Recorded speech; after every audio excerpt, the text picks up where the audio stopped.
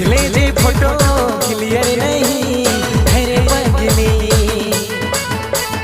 भेजले जे photo clear नहीं अरे पगली। फोटो जूम करके तन भेज पगली, फोटो जूम करके तन भेज पगली।